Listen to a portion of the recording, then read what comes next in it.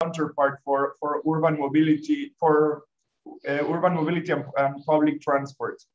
We are delighted as well to be organizing this in the framework of the United Nations Global Sustainable Transport Summit.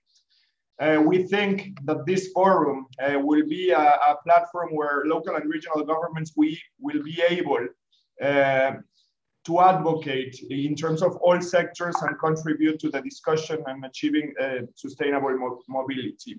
It is worth highlighting that today we will have a session with all our members in terms of associations and local and regional governments discussing with key stakeholders on urban sustainable mobility. Without further ado, allow me to introduce our co-president, the mayor of Xi'an in China, who will be delivering a message via video. Colleagues, please.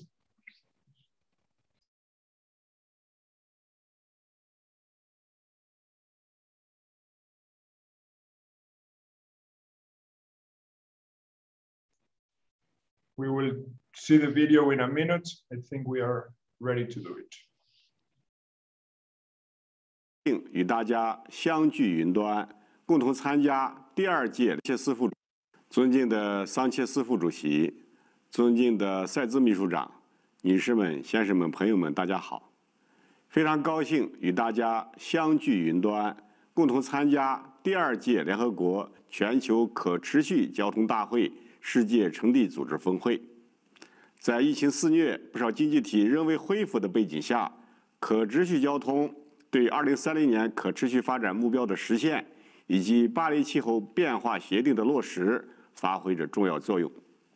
第2届全球可持续交通大会的召开恰逢其时，借此机会，我谨代表世界城地组织、西安市人民政府，并以我个人的名义，向参加会议的各位嘉宾表示热烈欢迎，向联合国经济和社会事务部、国际公共交通联合会以及长期以来在发展城市可持续交通方面做出积极贡献的同事们、朋友们表示衷心的感谢。地方政府始终站在发展可持续交通的最前沿，我们应当发展畅通、高效、智慧的交通，为公众提供更加优质的公共服务。通过制定可持续的城市交通规划，不断优化路网结构，给市民以立体综合、畅通快捷的交通体验。通过融合5G、大数据、人工智能等信息技术，加大新技术推广应用力度，加快新一代智能型交通基础设施建设，助推交通设施向网络化、数字化、智能化转变，实现运输服务模式创新和人、车、路信息的互联互通，不断提高交通运输资源利用效率和精细化管理水平。我们应当建设高质量的绿色交通，增进交通公平，促进城市可持续发展。地方政府作为城市交通的设计师和建设者，应当逐步完善轨道交通网络，加强常规交通建设，延伸慢行交通体系，引导公众绿色出行。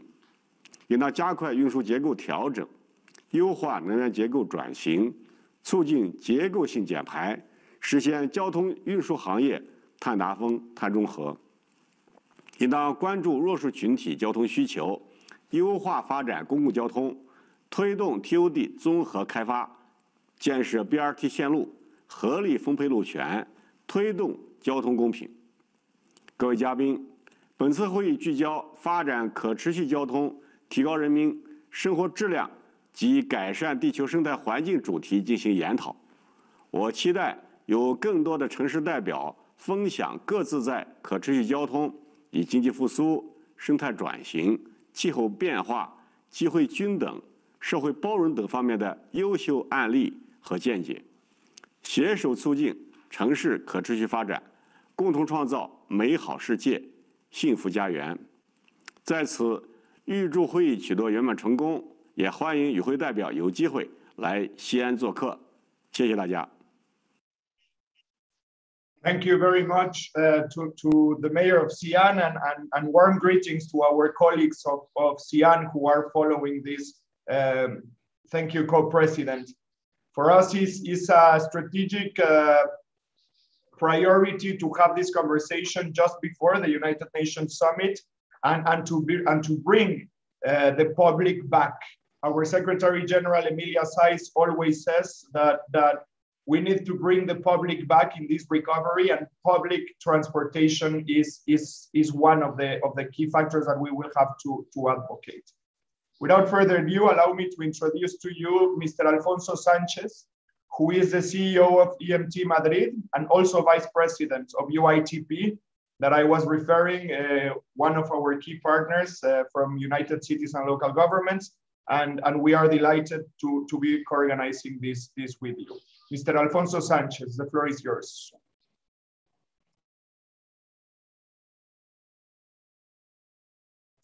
You are muted, sir. You have to unmute your microphone.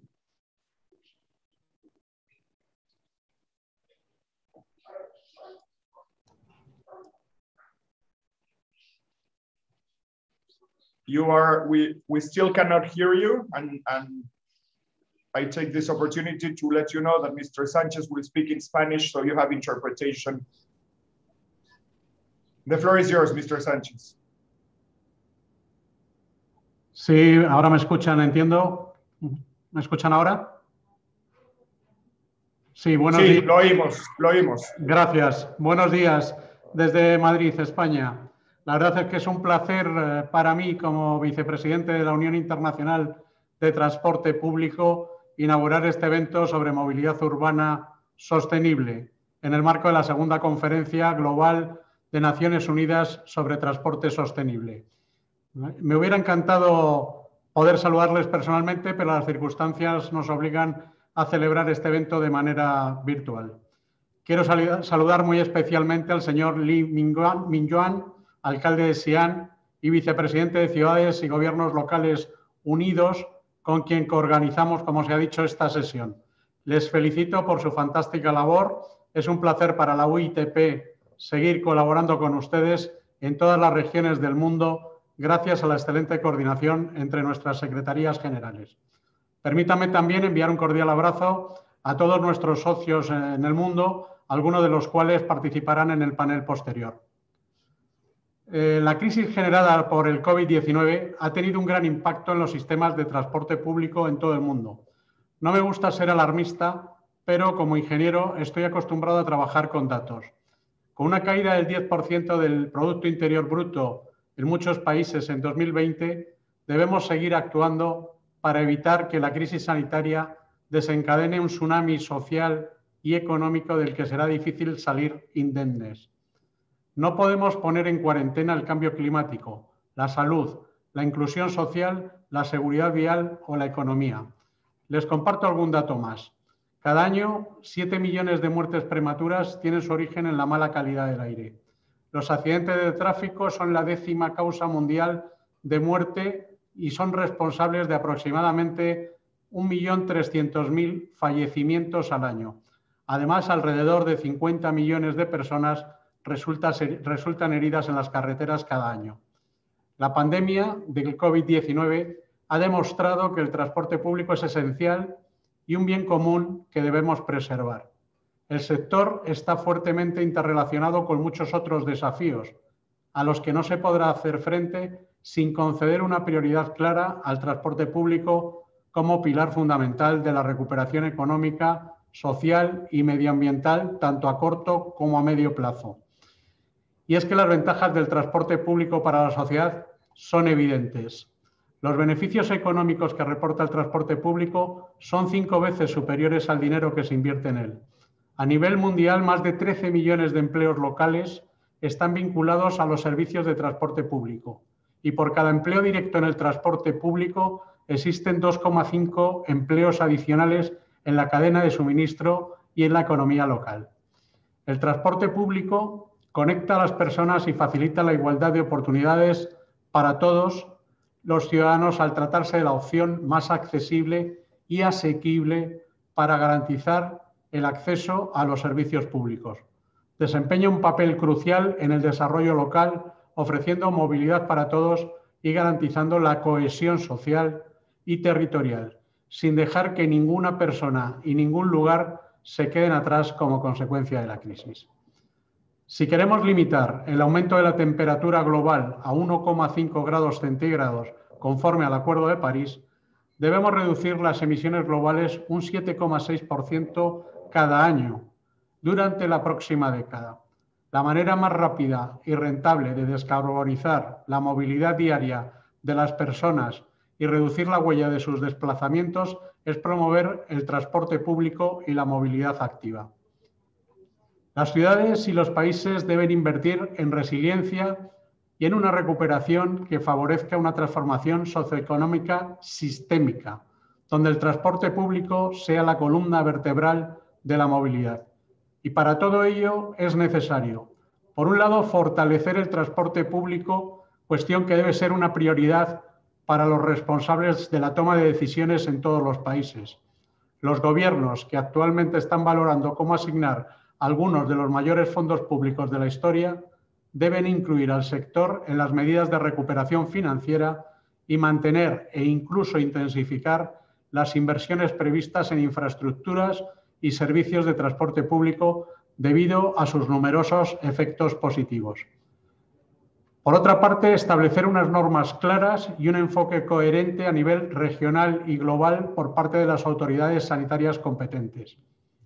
Además, las ciudades deben priorizar las calles accesibles y seguras, donde el aire sea respirable, a través de la planificación urbana, poniendo a las personas en el centro, implantando una coordinación participativa y una planificación integrada del transporte y los usos del suelo a largo plazo.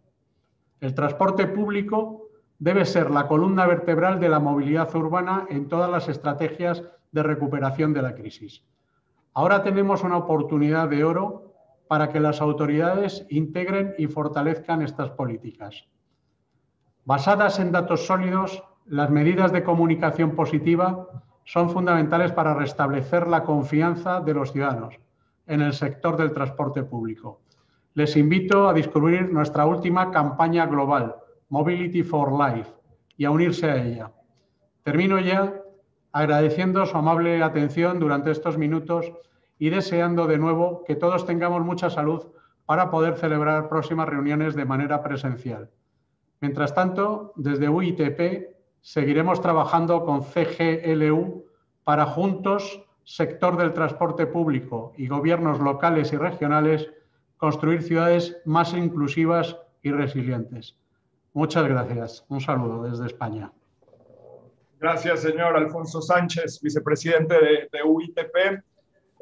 Lo que usted menciona tiene total sentido con la agenda de CGLU, en tanto el pacto para el futuro que habrá de adoptarse el próximo año por los alcaldes y alcaldesas del mundo, en donde se pone a las personas en el centro de la agenda, al planeta y a los gobiernos. Y en este mensaje fuerte es traer de nuevo el transporte público, como usted dice, como columna vertebral, e ir juntos, que eso es el espíritu de esta serie de CitiesAreListening y de que las ciudades están oyendo, que es vamos juntos con nuestras alianzas ante las Naciones Unidas, ante diferentes foros, para pedir que estos mensajes lleguen a las agendas que habremos de localizar.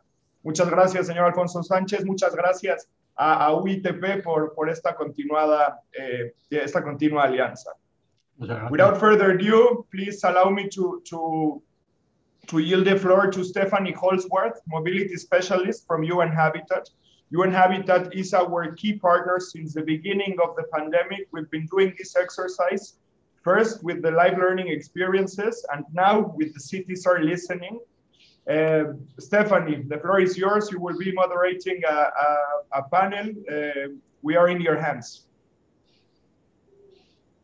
Yeah, thank you so much, Pablo, and also the speakers from the opening remarks. A very warm welcome also from my side. As mentioned, my name is Stephanie and I'm part of the urban mobility team at UN Habitats. I now have the honor to moderate a roundtable in which we would like to discuss how sustainable urban mobility can actually increase the quality of life for all in cities. May I kindly ask the speakers to turn on the cameras for the ones that haven't done so yet. so that we can see each other and have a personalized and lively discussion. With that, I would like to take the opportunity to briefly introduce the speakers of the roundtable. We have Mr. Luis Fernando Lozano, who is the International Development Director of the Mobility Other Group of Mexico.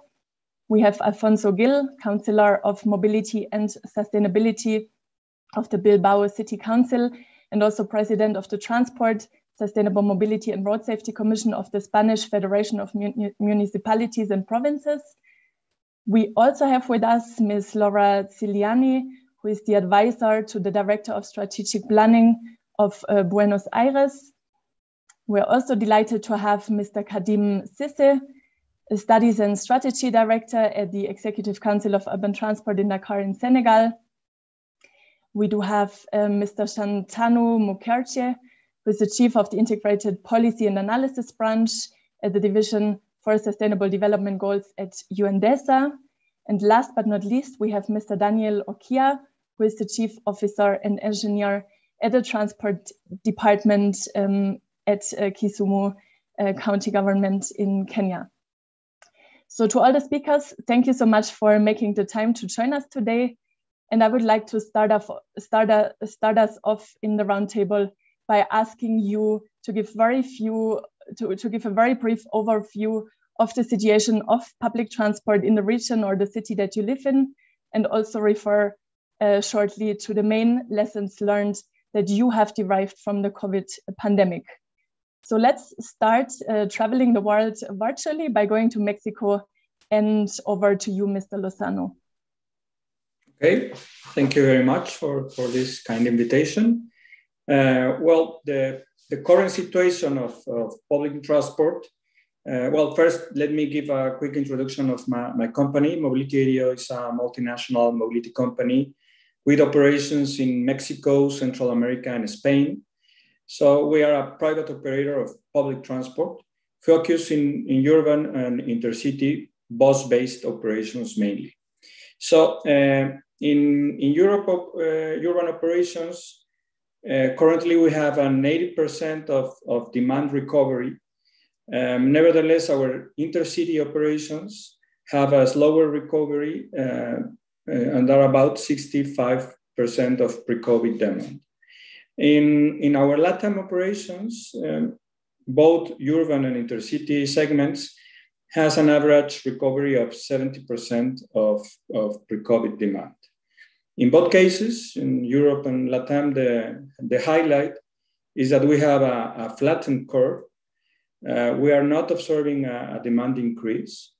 On the other hand, we have even more traffic jams than pre-COVID due to a considerable increase of use of private cars. So that's the current situation in operations in Europe and LATAM. Thank you so much, Mr. Lozano. And I think you have pointed the issue on the head. An increase in private cars is definitely not something that we want, looking at the future of more sustainable pathways. Yes, yeah, so I'll be giving the floor to Mr. Gil to briefly mention the situation of public transport in Bilbao and also the lessons learned from COVID. Buenos días y muchas gracias también a UITP, a CGLU, por permitirme intervenir en esta interesante conferencia, ¿no? Bueno, nosotros el transporte público que tenemos, la red de transporte público, es muy robusta. Tiene prácticamente todos los ingredientes para que un ciudadano no vaya en vehículo privado. Pero ahí coincido con Luis Fernando que hay una tendencia que espero que no sea estructural, y es que se ha recuperado el vehículo privado para transitar por nuestra ciudad y no se ha recuperado en el mismo modo los viajeros en el transporte público. Dicho esto, yo creo que después de la etapa post-COVID hay muchas cosas que tenemos que aprender, muchas. Entre otras cosas que los transportes colectivos, bien sean con ruedas a través de los autobuses o por sistemas ferroviarios, son sistemas que contribuyen a un elemento fundamental, la salud. Y es verdad que las ciudades, como ustedes saben, aproximadamente para el 2050, del 70 al 80% viviremos en ciudades, han extraído una conclusión. Necesitamos ciudades con menos humos, menos ruidos, menos siniestros, y si lo conseguimos, tendremos ciudades donde los ciudadanos vivirán más y mejor. Son elementos ellos fundamentales para el desarrollo de las ciudades. Hay que tener en cuenta que este cambio de filosofía y de paradigma de la movilidad nos va a llevar inexorablemente a un cambio de fisonomía. Y por lo tanto, elementos que eran trascendentales para el desarrollo de nuestra ciudad en la etapa antes del COVID, posteriormente nos hemos dado cuenta de que tenemos que cambiar esa visión. Por eso yo creo que el futuro es halagüeño y que pondremos el acento en lo importante, aunque a veces pueda parecer insignificante. Pero esta es una lección que si la aprendemos todos, todos ganamos.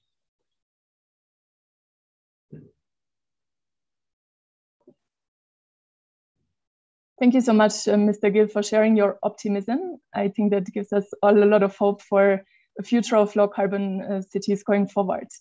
We are moving over to Buenos Aires and are looking forward to hear from Ms. Ciliani. Hi, everyone. I will speak in Spanish if it's okay with you. Bueno, muchas gracias por la invitación. Es un placer estar acá.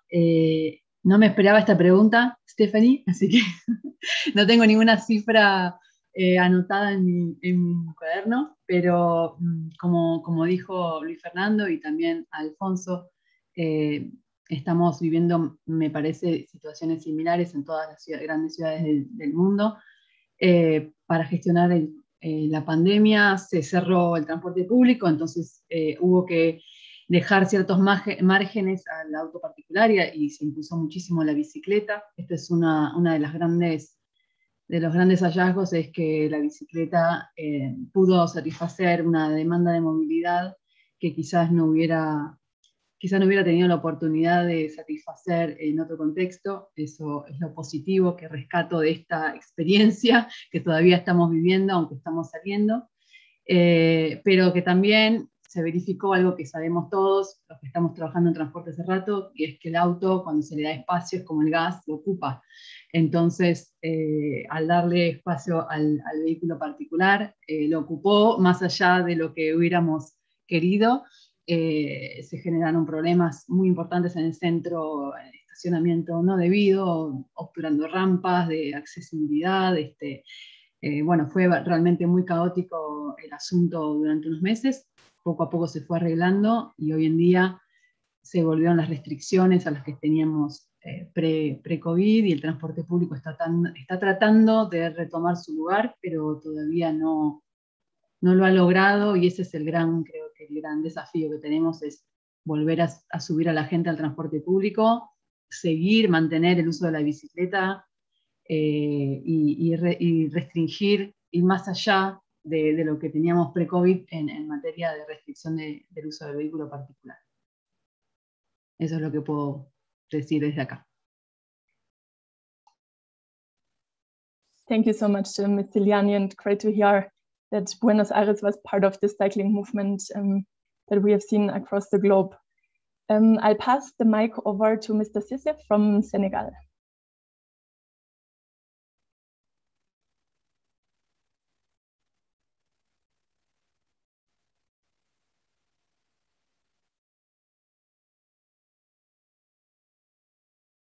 I think, Mr. Cissé, you might have to unmute yourself. We don't hear you yet. There we go. Super. Est-ce que vous m'entendez? Oui. Donc, bonjour à tous et merci pour cette invitation à cette importante conférence. Je voudrais d'abord aussi vous présenter les salutations du directeur général du CETUD, qui avait même souhaité participer à cette réunion, mais qui est empêché. Et effectivement, le transport public à Dakar, comme dans plusieurs villes, surtout d'Afrique, fait face à un défi quasi permanent, c'est l'augmentation continue de la demande. C'est lié à la croissance de la population, qui est assez jeune, et aussi la concentration de beaucoup d'activités économiques et administratives dans la capitale, Dakar. Au début de la pandémie, c'était un peu difficile parce qu'il y avait des mesures de restriction prises par les autorités, donc avec quand même un nombre très réduit de places dans les transports en commun. C'était divisé par 2, donc c'était assez difficile pour les usagers. Mais heureusement, la situation de la pandémie au Sénégal était moins difficile que dans d'autres pays. En général, en Afrique, c'était moins difficile. Donc, cette situation ou ces mesures de restriction n'ont pas duré longtemps. Depuis assez longtemps, donc, on est revenu à la normale. Donc, les transports publics fonctionnent correctement, donc il n'y a plus de restrictions. Évidemment, il y a des mesures barrières à respecter, comme les masques et tout ce qui est désinfection, mais il n'y a plus de restrictions sur le nombre de places. Après, dans le futur, ce qu'on a surtout appris de cette pandémie, c'est renforcer davantage le système de transport public pour le rendre plus résilient. Et c'est pour nous, on a déjà commencé, mais à restructurer et améliorer le réseau de bus, mais aussi travailler sur des systèmes de transport de masse qui sont en cours de réalisation, comme BRT. On a un projet BRT en cours et aussi un projet de train express régional. Voilà ce que je voulais dire. Merci. Thank you so much, Mr. Sissien. I think it's great to hear also from the African perspective and raising the issues around public transport resilience, especially in cities where there's a lot of paratransit available. I'd like to hand over to Mr. Mukherjee and ask for his opinion. Thank you, Stephanie. And it's a great pleasure to be on this panel and also actually to connect with some of our partners and also you, Stephanie, with whom we've corresponded via email. So nice to see everybody here. So I'm with the UN Department of Economic and Social Affairs based in New York City. Obviously, I have personal experiences with public transport here. So let me share a few thoughts on that. And let me also point you to our report that's coming out for the Sustainable Transport Conference. I've just put it in the chat box, which may be of interest, and I hope you find it useful as well. So it's nice to talk about public transport just after I have completed the morning rush of putting my daughter into the school bus. So very immediate experience we can all relate with. I think over here, let me just give you some sort of firsthand experiences of how things have been happening in New York City. Of course, with the UN, the perspective is a little bit different. I'll come to that in a second. But I think there's sort of two takeaways we see with the public transport situation here, which is complementing what we've heard from other partners so far.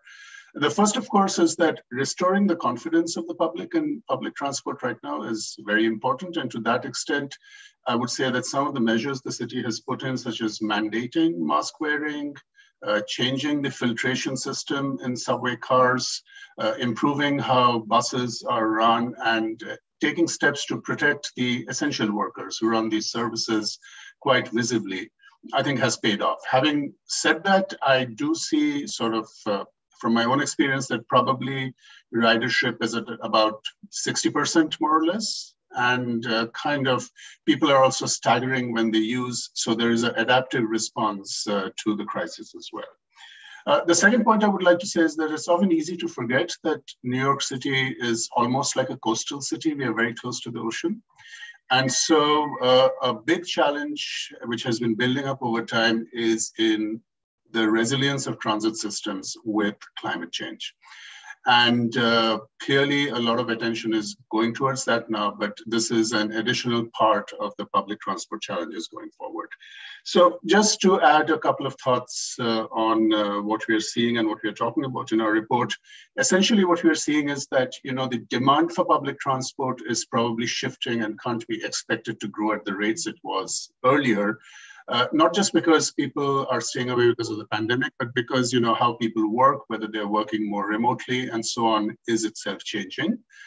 In many of the richer countries, population structure is also changing, which means that care workers, people who work in the care economy, are going to demand more public transport. And this is very different from people who work in the 9-to-5 economy. So there needs to be a readjustment here on how the access is provided. At the same time, we see that the supply of public transport is also evolving. I think the speaker from Buenos Aires already spoke about some additional modes. The the big question in front of everyone is how to make the transition to greener transport. Public transport clearly has a huge advantage here, but we don't see the case being made as compellingly. And you hear a lot about zero emission vehicles, electric cars, and so on. And I think at least in the public perception, this seems to be a major part of the solution, which I think in this forum we agree is actually comes with its huge own attendant costs and benefits. So I think there needs to be a way to put the important role of public transport front and center, but also to work actually actively that some of the electrification solutions using new kind of battery technologies and so on are actually put out as prototypes and developed for public transport more compellingly, so that in rapidly urbanizing areas in Africa, Asia, and so on, these become viable and the financing model also adjusts. So I think a bit of forward-looking thinking is needed here, and I'm sure that that will, really help position this greener and more accessible mobility that we're all working towards. Thank you. Thank you so much, and also for making this reference that low carbon does not only mean electrification, but we should also very much emphasize the importance of public transport that could be electric, for example. I'll pass over the mic to Engineer Ngage, who is working for the Transport Department in Kisumu. Do we have Engineer Ngage with us?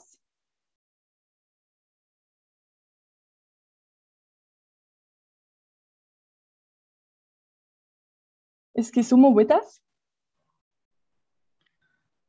I see them connected, Stephanie, but they don't seem to be responding. If not, we can just go ahead with the second round. Okay, super.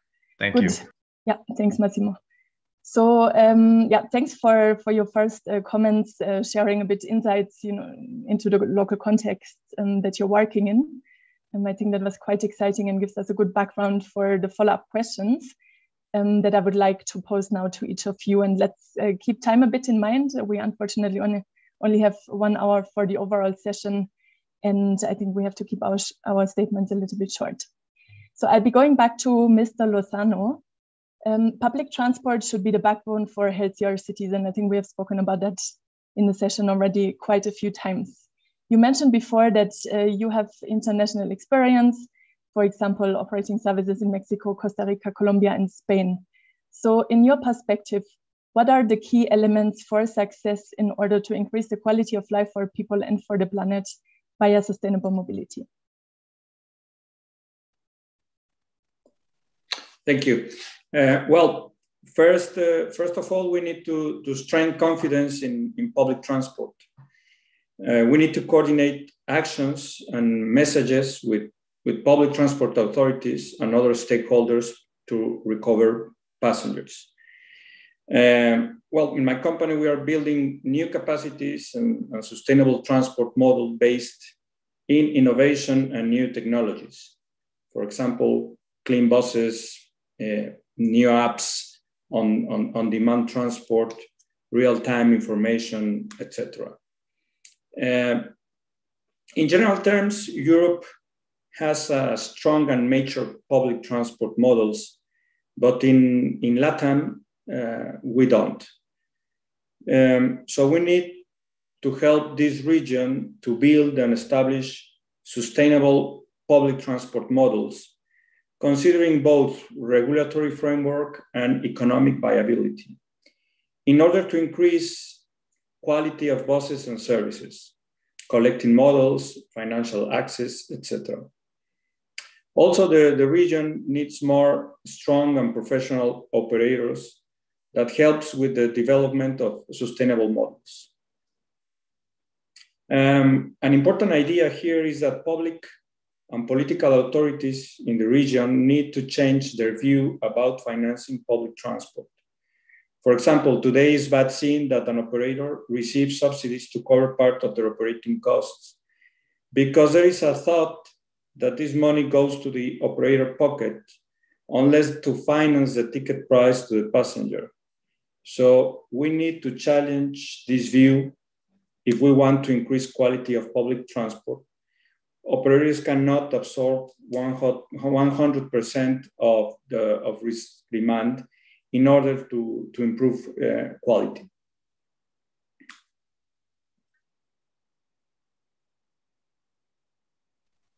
Thank you so much, Mr. Lozano, and I think it's great that you're working in different regions and contexts, because you then have a great comparison and might be able to share a lot of lessons learned from context to context as well.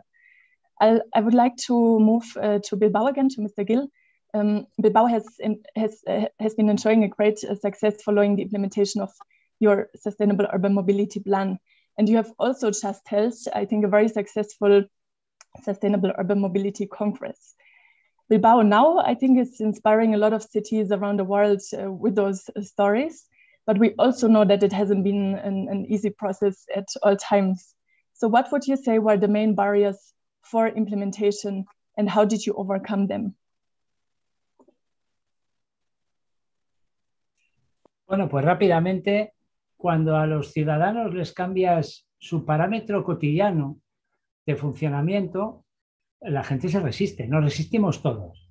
Por lo tanto, hubo que hacer un ejercicio de pedagogía muy grande y explicarle a los ciudadanos cuáles son los beneficios de una estrategia que empezó allá por el año 2015 y que lo que transmitió es que buscábamos mejorar la salud del conjunto de ciudadanos que conforman la ciudad. Y por eso necesitábamos una movilidad activa, un ciudadano que sea copartícipe de su propia movilidad.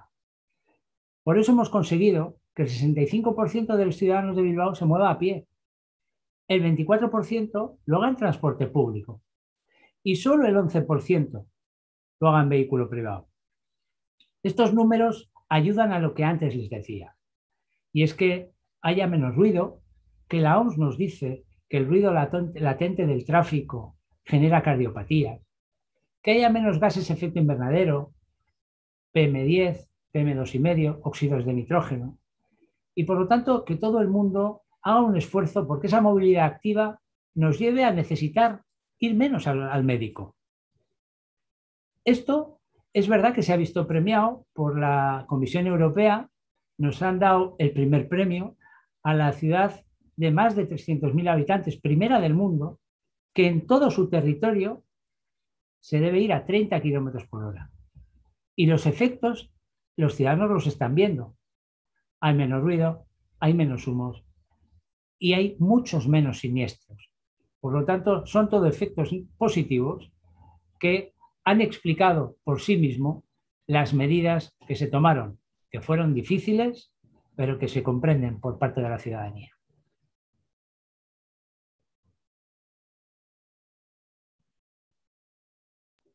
Thank you so much, Mr. Gill. I think your model share is quite inspiring, and I think it's great to hear that you managed to have a good integration between the transport and the health agenda, and also use the health narrative in the way that you communicate your results. And I think that's something that we all have seen from COVID is becoming much more important going forward. We'll be moving back to Buenos Aires to Ms. Ciliani. Your knowledge and support to gender-focused initiatives has become a world reference. Could you please explain some of your recent initiatives in Buenos Aires in relation to urban mobility and women? What would you say is the missing info and the missing data that would help you to even further accelerate and advance on the agenda of transport and women? Bueno, muchas gracias por la pregunta. Efectivamente, Buenos Aires tiene una agenda bastante nutrida en cuestiones de género y movilidad. Esto, para los que no conocen el contexto, se inserta en un contexto de lucha, fuerte lucha feminista y contra la violencia machista, y en gran parte esta violencia se vive en el transporte y en la vía pública. Entonces el tema entró en la agenda del gobierno, particularmente en la agenda de transporte, la planificación del transporte, y implicó dos grandes cambios. El primero es tener una política, entender un poco esta violencia en la movilidad, para enfocar políticas de comunicación de sensibilización para reducir esta violencia en el transporte y hacer que las mujeres se puedan mover tanto en transporte público, las mujeres y también las minorías que también sufren de este tipo de violencia, puedan moverse con libertad, tanto en transporte como en la vía pública, insisto, porque también es importante lo vivido en la calle. Y también nos implicó empezar a entender, hacer un doble clic, como decimos acá, en cómo y por qué, o por qué no, se mueven las mujeres. Esto implicó realizar una serie de estudios particulares que, si bien el tema ya estaba instalado en el área de la investigación, no era así en el área ya de gobierno. Entonces, esto implicó reclutar personas idóneas en la Secretaría que empezaron a trabajar sobre estas cuestiones, y poco a poco se fue tejiendo una red de documentos, se diseñó un plan de movilidad con perspectiva de género, se trabajó junto con un grupo de investigadoras catalanas sobre una guía de planificación con perspectiva de género, planificación de la movilidad con perspectiva de género, donde se intenta responder a la movilidad justamente de las mujeres, que, como sabemos, no es pendular. Generalmente los que trabajamos en transporte hace mucho tiempo, trabajamos más que nada sobre las grandes masas de transporte, las grandes encuestas de transporte con origen y destino, y esta es una movilidad muy pendular que en realidad no responde tanto a la movilidad cuando se hace foco en la movilidad de las mujeres. Entonces fue muy importante lanzar unas encuestas particularmente con este enfoque para entender que la movilidad de mujeres, esto es en todas partes del mundo bastante así, porque refleja las diferencias en términos de responsabilidades de cuidado, con las distintas ocupaciones que podemos llegar a tener en la vida profesional también. La movilidad de las mujeres no es la misma que la movilidad de los hombres. Esto, hasta que no cambie la sociedad, no va a cambiar. Entonces hay que empezar a dar respuesta, y acá tengo a mis hijas que me quieren saludar para ir a la escuela. ¡Chao! Sí, bueno, Elena, chao. Perdón, pero esto es lo que pasa. El claro ejemplo de lo que estoy diciendo acá en la hora de ir a la escuela. Perdón. Entonces, me distraje un poquito. Entonces, en base a ese trabajo de doble clic en la movilidad de las mujeres, empezamos a trabajar sobre qué respuestas hay que dar a las mujeres para que se puedan mover, para responder a estas necesidades.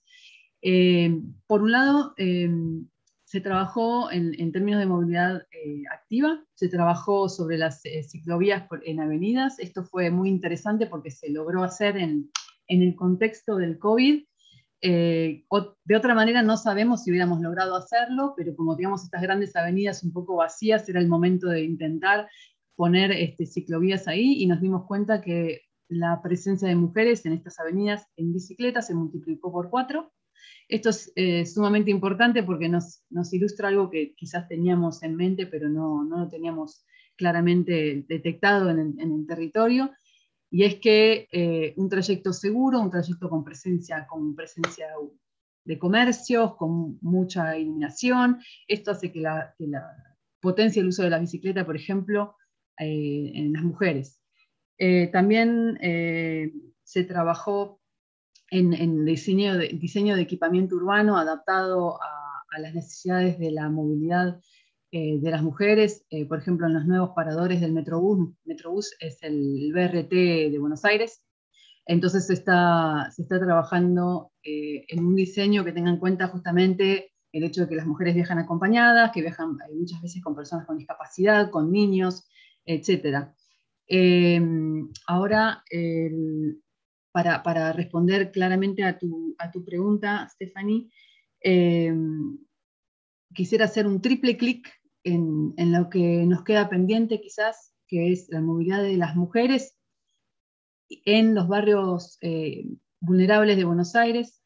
Buenos Aires tiene muchos barrios informales que se fueron haciendo sin respetar la traza urbana, sin respetar, digamos, los códigos quizás del resto de la ciudad formal, de la que sabemos un montón de cosas.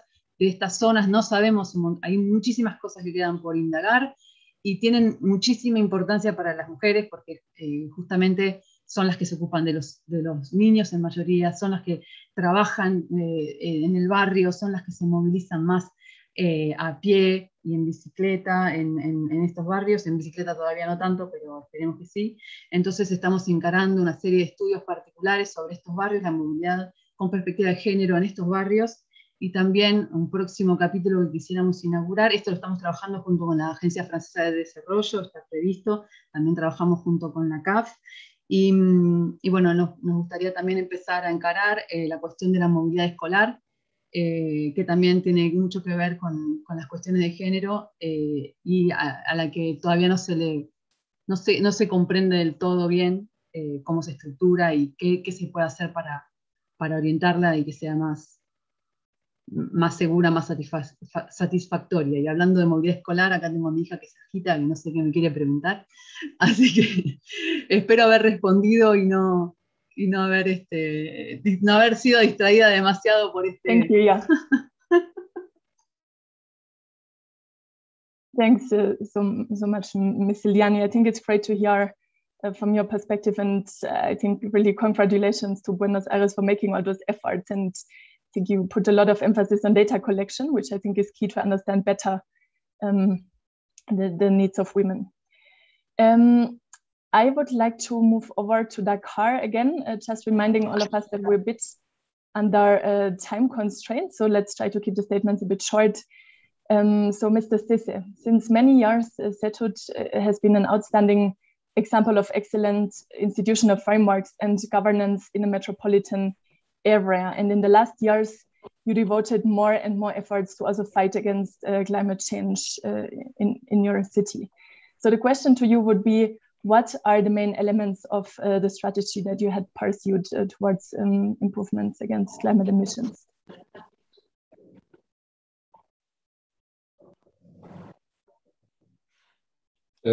Merci pour la question.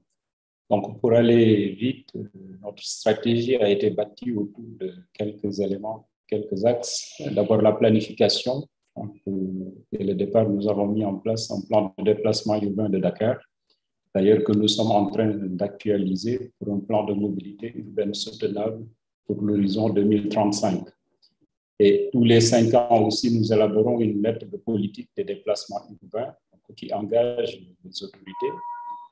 C'est vrai que c'est assez difficile de faire de la planification dans un contexte comme la ville de Dakar, parce que, comme je l'ai dit tout à l'heure, il y a une augmentation très forte de la population à cause de la concentration de beaucoup d'activités, beaucoup de projets aussi, parce que c'est un pays qui a beaucoup de projets pour se développer, etc. Donc, c'est assez difficile, mais malgré tout, nous essayons de planifier au mieux. Donc, tous les 5 ans, on a une nouvelle lettre de politique des déplacements urbains. La dernière, c'est pour 2021-2025. Nous travaillons aussi beaucoup avec les opérateurs parce qu'au départ, c'était des acteurs informels. Donc, depuis maintenant 15 ans, nous avons réussi à les formaliser. On est passé de plusieurs centaines à maintenant 14 groupements et nous continuons le travail pour réduire davantage ce nombre afin d'avoir des acteurs plus performants, donc plus capables d'assurer un transport public qui réponde à la demande. Un autre élément très important, c'était le renouvellement du parc de matériel roulant, donc des bus. Depuis 2005, nous avons réussi à renouveler plus de 2000 bus. C'était des petits bus en fait qui étaient assez vétustes. Donc avec l'appui du gouvernement, nous avons pu acquérir des bus de meilleure qualité, même si ça reste encore à améliorer. Donc, on est passé à plus de 2000 bus. Et l'objectif dans le futur, c'est aller vers une autre génération donc, de bus qui soient moins polluants. Nous travaillons beaucoup aussi avec le ministère de l'Environnement et dans le cadre de nos activités, nous avons pu mettre en place, en collaboration avec ce ministère, un centre de gestion de la qualité de l'air, donc qui fait un monitoring. Et chaque jour, il y a des alertes, des bulletins qui sont diffusés aux différents départements du ministère de la Santé, par exemple, quand il y a des alertes de pollution pour anticiper. Un dernier axe qui est important aussi, c'est la collaboration avec beaucoup de partenaires et d'acteurs à l'international, comme UTP, SSATP, Mobilize Your City et d'autres villes, justement pour échanger et avoir les bonnes pratiques. Donc, voilà les principaux axes sur lesquels on a travaillé juste ici et sur lesquels aussi on compte continuer à travailler. Merci.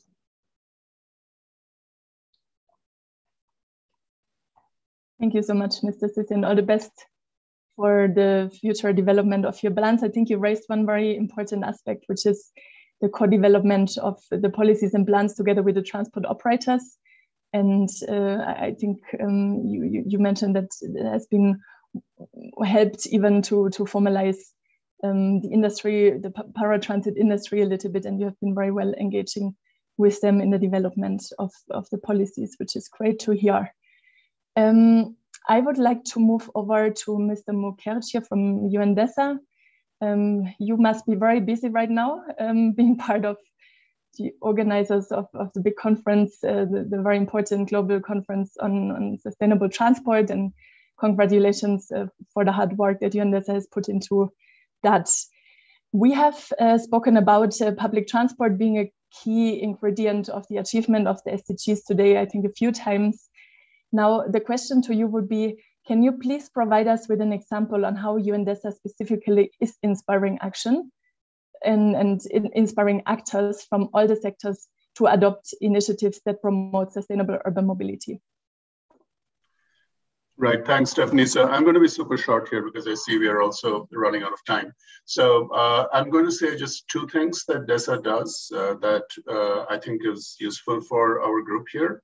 The first, of course, is events like the conference and our report, which actually give a voice to many of the initiatives and many of the innovations, and we hope you will participate, and I will share some links to the program.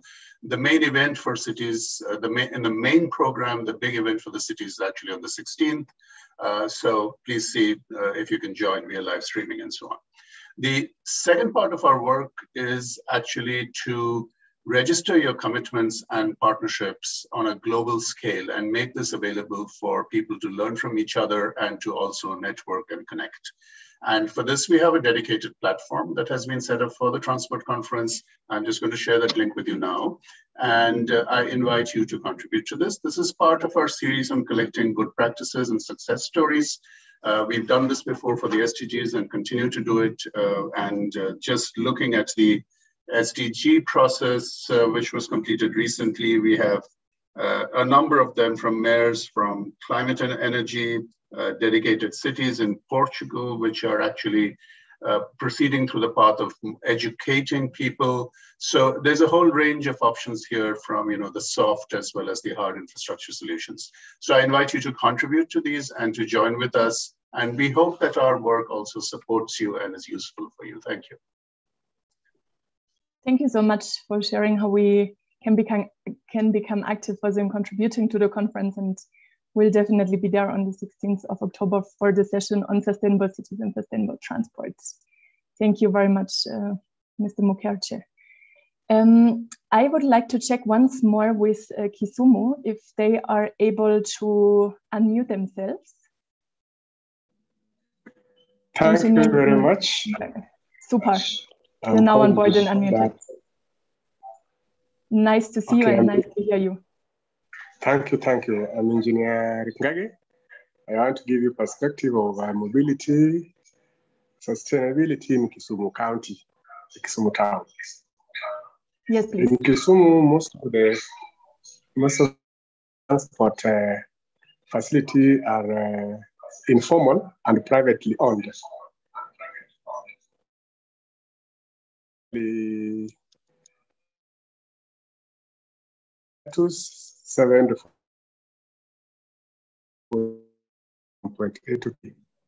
The major challenge they have is the waiting time, because there's no schedule for the vehicle leaving the station. And if you leave the station, you may not know when you're going to reach the other station because so trying to establish terminals. Like now we are building 3 more terminals with the aim of having a rapid bus transfer, which can have more people. That definitely will reduce the cost, because like now the vehicle we have are having only carry only 7 people. So if the new terminals are constructed, then more people and cost can be reduced. We also have constructed a non-motorized transport within the town, encouraged to walk to work, so that they cannot spend so much on the transport. At the same time, there are rehabilitation facilities where you can take a bath at work, and now maybe you're sweating. We are maintaining, constructing new roads.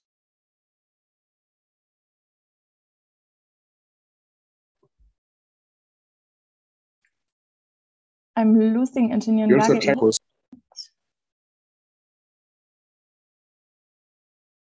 I'm not sure if it's my connection or... And finally, maybe I'm losing you. Engineer Ngage, I think we lost you for a second.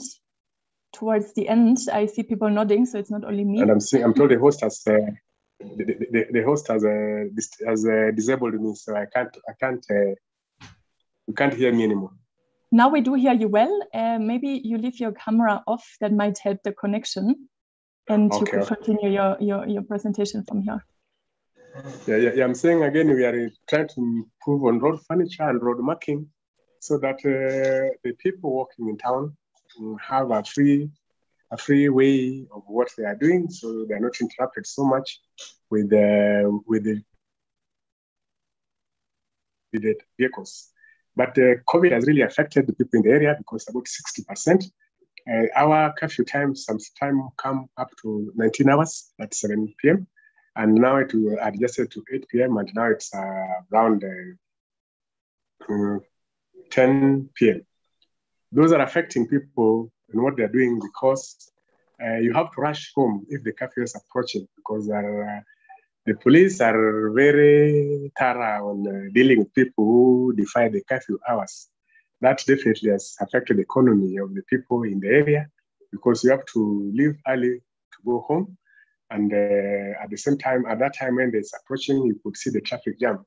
Many people are trying to go home and reach before the curfew hours. So for us to sustain the mobility in Kisumu country, we definitely would like to build the terminals which I've talked about, so that people can move freely in town without congestion in the city. Thank you very much. Thank you so much, Engineer Ngage, for sharing also the Kisumu, Kenya example with us. I see that Mr. Dayem has his hand up. I think I can take one question before I'll be handing over for the closing remarks. So if someone could unmute maybe Mr. Dayem.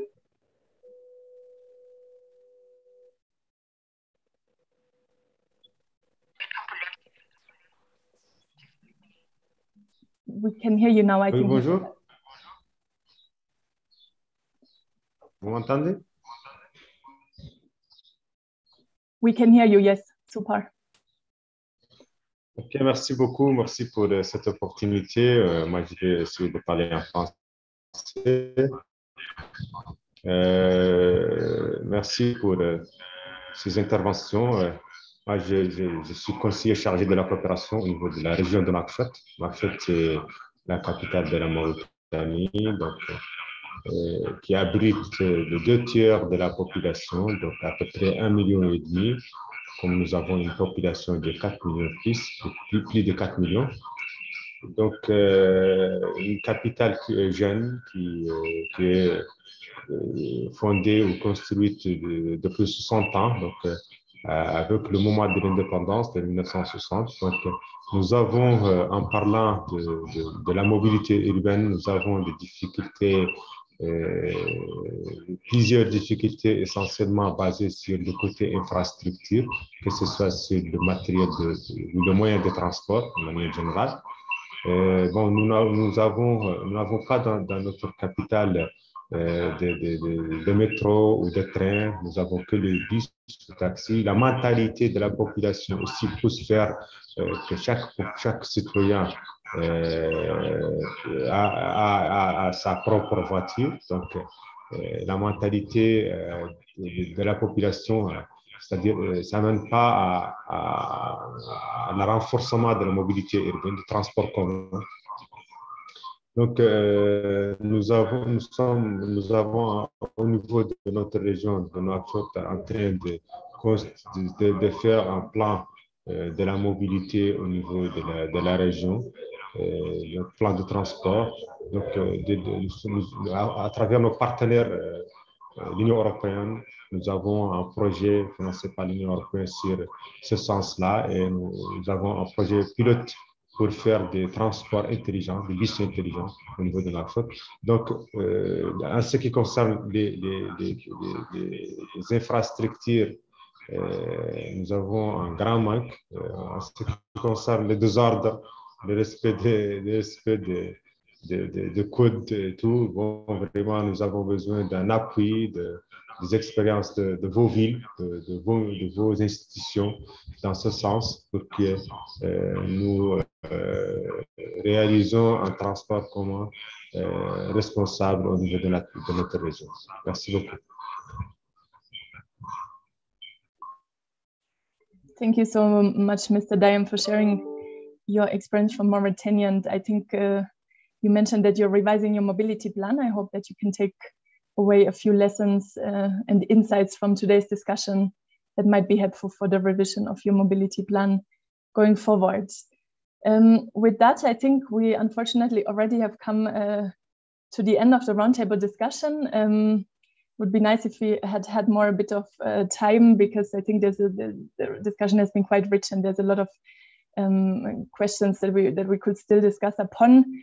But with that, I would like to thank all the speakers for their insights into their local context, for their efforts, and want to wish them all the best for any developments going forward. I would now like to hand over for the closing remarks and also insights on next steps to Massimo and to Dionisio. Thank you so much, Stephanie. Hello, everyone. My name is Massimo Perrino from United Cities and Local Governments. As Stephanie said, just a few quick words of wrap up from my side before I pass it on to my colleague Dionisio. It was a pleasure to hear from all the panelists today on the various initiatives that they're leading to achieve sustainable urban mobility within our cities, towns, and regions. As you all know, UCLG is an international association of local and regional governments. We have members in all world regions, and our mission is to really amplify the voices of our members within international policy processes. This series, as part of the Cities Are Listening experiences, are meant to do exactly that, to amplify the voices of our members and to have them interact with international development partners, civil society, and the private sector. And we believe that it's key that we're here today advocating for our constituency within the UN Global Sustainable Transport Summit. And it's amazing to have our development partners here too, like UNDESA as organizer of the conference, and of course UN Habitat, who is a partner to the Cities Are Listening and UITP. The inclusion of our constituency and these types of decision-making processes on mobility has been made clear by all of the panelists. And I'd just like to remind that from our side at UCLG, in Durban in 2019 at our World Congress, we adopted a manifesto on the future of mobility. Our members did, local and regional governments. And while this manifesto was adopted before COVID, it was very forward-looking and called on actors to work to guarantee the right to mobility for everyone, which our members see as key to the right to the city. We'll be sending this in the chat now. Just quickly to end by saying that moving forward, UCLG will have its World Congress in Daejeon, South Korea, in November of 2022. And the recommendations and case studies that are stemming from this session, as well as other Cities Are Listening experiences, will be feeding into processes that will culminate at our Congress in 2022. So just to let you know that there are definitely next steps in mind, and we will be in touch soon. With that, I'll leave it to my colleague Dionisio Gonzalez from UITP. Thank you. Thank you. Thank you very much. It's a great pleasure to close this event in the framework of the second Sustainable Global Conference by United Nations. We have heard from leaders of sustainable transport community a number of very practical and innovative experiences on how to rethink and reshape the way urban transport systems are organized for healthier, safer, living, and more sustainable cities. We know that sustainable transport, especially public transport, is an essential component to city living. As we look towards a brighter future after the pandemic, we need to keep investing, developing, and innovating. If we continue to nurture local public services, we will create better, more inclusive, safer, accessible, and resilient cities. Every day is another step in our journey towards the Sustainable Development Goals, and how we choose to get there is key. Enabling sustainable transport worldwide has strong implications for the success of the entire 2030 agenda. So the higher the modal share of walking, cycling, and public transport, the more sustainable the transport system is, and in turn, the more sustainable our cities become. On the way to the next COP in Glasgow, it's one of the most efficient ways to help countries realize their carbon neutral objectives. With the right governance, policies, and investments, we can make the right choices for today's and future generations. And according to recent surveys all around the world, citizens will support us in this critical mission. Let me thank you again, all speakers and panelists, for their permanent support. Congratulations also to UCLG team. It's always a pleasure working with you. We have received today a lot of inspiration and bold messages to continue our advocacy mission during this global conference, next COP26 and beyond. Our cities depend on public transport, and we must all be invested in its future. Mobility is for life. Thank you very much. Stay safe, and goodbye to all. Thank you.